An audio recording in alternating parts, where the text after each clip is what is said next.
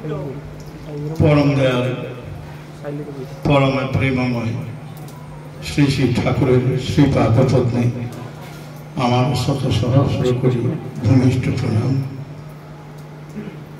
परम पूजनीय श्री श्री बड़मा तार रांगा चरणे आमार भक्तिपूर्ण शत सहस्र कोटी प्रणाम। अनन्य गुरुमुख श्री श्री बड़दा तार श्रीचरणे आमार शत सहस्र कोटी प्रणाम। बर्तमान संघाचार्य श्री श्री दादा तार चरणे आमार भक्तिपूर्ण प्रणाम।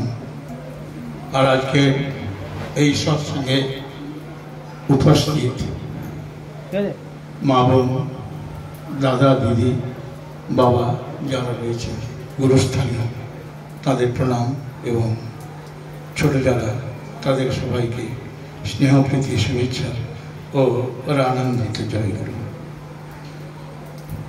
आजकेर दिनटा खूब तात्पर्यमण्डित।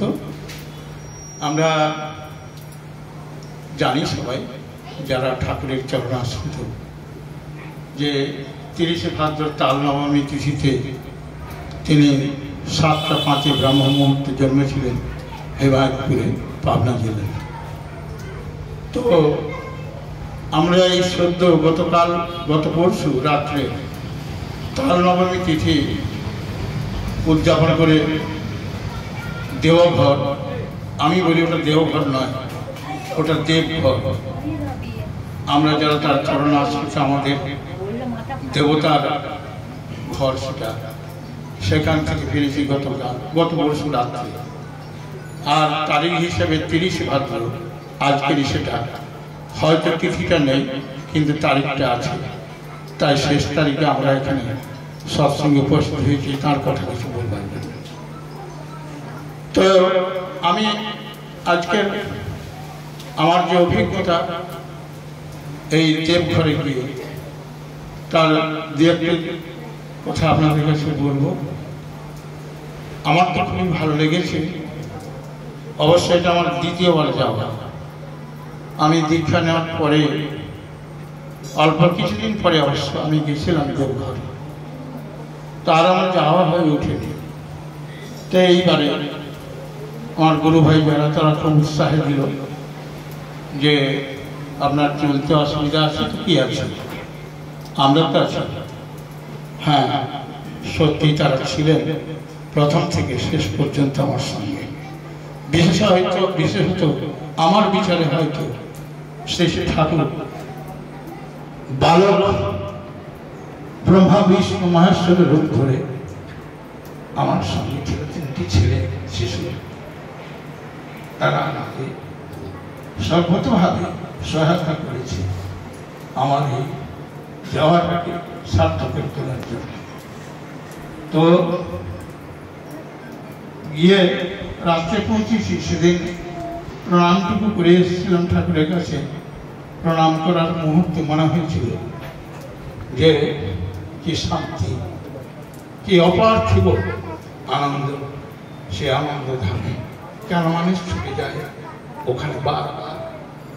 আমি যেতে পারি না, হয়তো আমার দুর্ভাগ্য, কিন্তু সত্যি সেখানে যে একটা শান্তির নেট তার চরণতলে গিয়ে পৌঁছলে যে কোনো আশঙ্কা, কোনো বিপদ, কোনো ভয়, কোনো ভাবনা থাকে না।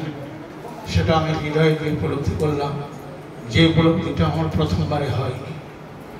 তারপরের দিন প্রার্থনার পরে কিছু সময় অতিবাহিত হওয়ার পরে যে ছাদের উপরে ছিলাম চৌতলায়, সেখানে উঠতে নামতে আমার কষ্ট হয়।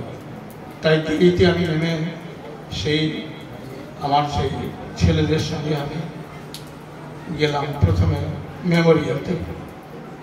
মেমোরিয়া ঠাকুরের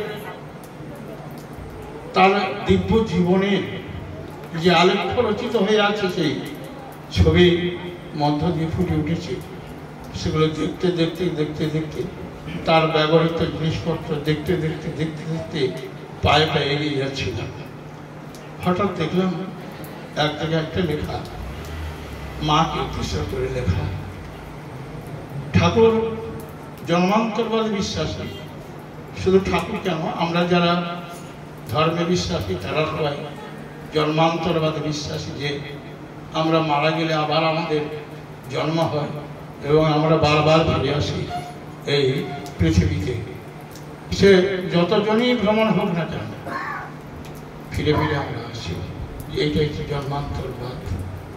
তো ঠাকুর জন্মান্তরবাদে বিশ্বাসী ছিলেন, আর আমরাও জন্মান্তরবাদে বিশ্বাসী। এটা বিশ্বাস হয় জাতিস্বরকে দেখে। জাতিস্বরকে তারা তো আপনারা জানেন, যারা পূর্ব জন্মের কথা মনে রাখে, মনে হয় তাদের, তারাই হচ্ছে জাতিস্বর। সেই ঠাকুরের যে লেখাগুলো, আমার কাছে কালি কলম ছিল না, কাগজে ছিল না, তাই লিখে নিতে পারেনি ঠাকুরের বলা কথাগুলো, কিন্তু তার যে নির্যাসটুকু আমার হৃদয়কে স্পর্শ করেছে, সেটা সারাংশ আপনাদের আমি বলছি। তিনি বলছেন, মাগো মাতা মনোমোহিনী দেবী কি শ্রদ্ধা অপরিসীম শ্রদ্ধা তার করেছিল।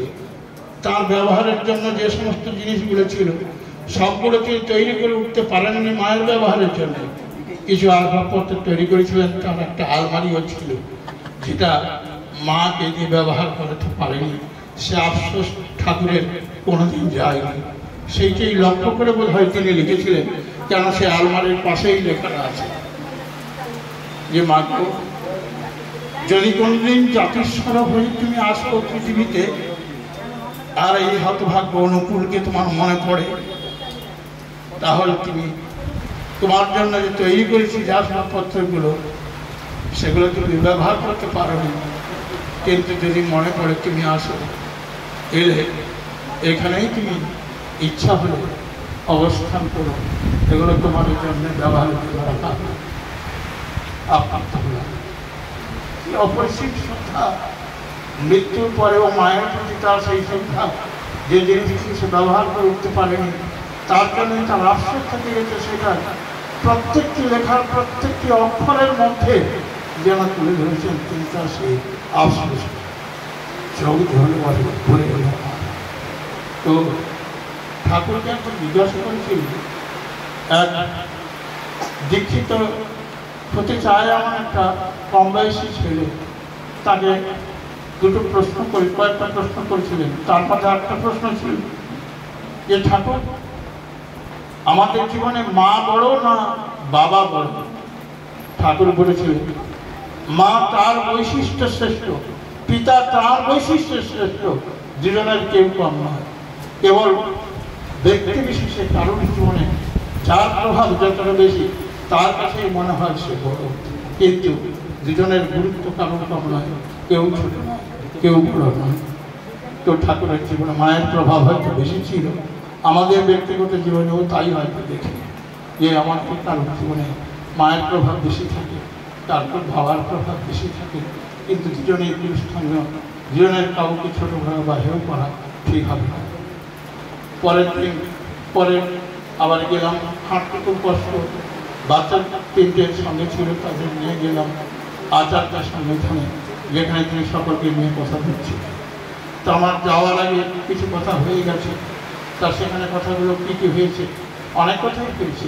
তার মধ্যে একটি কথা আমার বিশেষ মনে করেছিল, যেটা শুনলাম আমার গুরু ভাই বোনদের কাছে। সেটিকে হলো, বর্তমান যে আর্থিকরের ঘটনা ঘটেছে, দুজন জুনিয়র ডাক্তার নাকি ঠাকুরের কাছে গিয়েছিলেন তাদের বক্তব্য কিছু রাখার কারণে।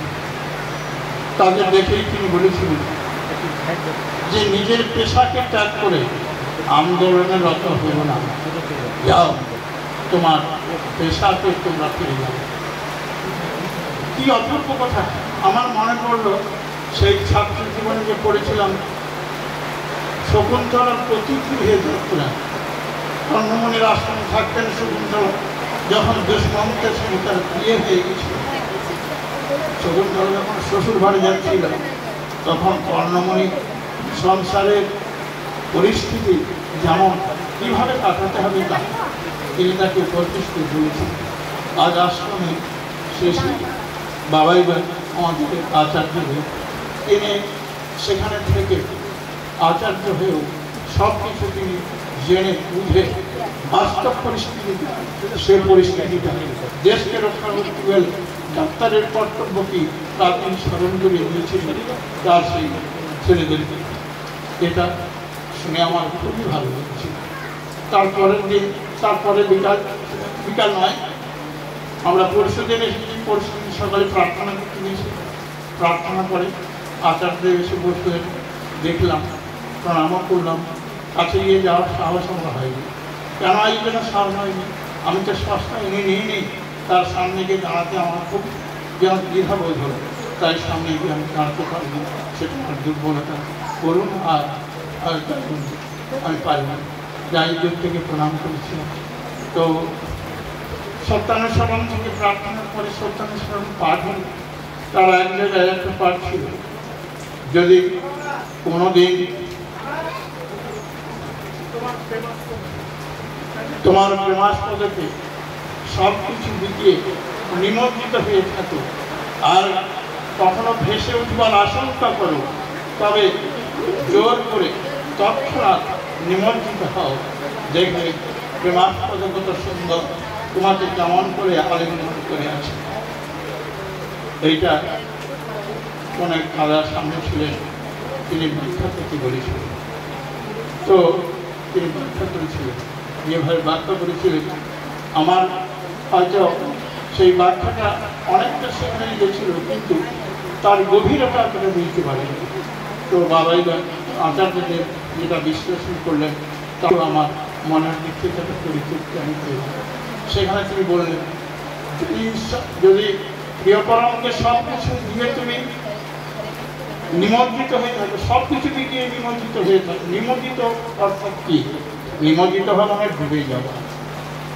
তো প্রিয়পরম আমাদের যিনি প্রিয়, তাকে দেওয়ার পরে যদি আমি সব কিছু হারিয়ে তাতেই আত্মনিবেশ করে থাকি, মনোনিবেশ করে থাকি সম্পূর্ণ আমার জীবনে, মরণে চলনে বলনে সর্বত্র যদি তিনি বিচার করে থাকেন, তাতেই যদি ডুবে থাকি, আবার কখনো যদি তার থেকে বিচ্যুত হয়ে ভেসে উঠবার আশঙ্কা আমি করি, মানে আমি তার থেকে বিচ্যুত হওয়ার আশঙ্কা করে থাকি, ভয় হয় আমার যে এই বিধিটাকে আমি ছেড়ে দেব, তবে তৎক্ষণাৎ জোর করে তাতে তুমি নিমজ্জিত হও, বিগত প্রাণ হও। বিগত প্রাণ হওয়া মানে মরে যাও, বিগত প্রাণ হয়ে যাও মানে মরে যাও। আমি এইটাই ভাবতাম, বিগত প্রাণ হওয়া মানে ঠাকুর কি বলছেন, মরে যেতে।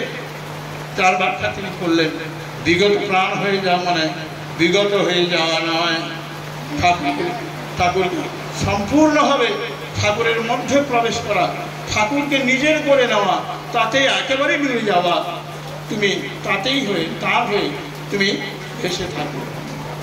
দেখবে প্রেমাস্পদ কত সুন্দর, কত সুন্দর তিনি, কেমন করে তিনি আমাদের জন্য ভাবেন, কেমন করে তিনি আমাদের মঙ্গলদাতা হয়ে আছেন, সেটা তুমি পরিষ্কার বুঝতে পারবে, এবং তখনই তোমার জীবনে সার্থক হবে।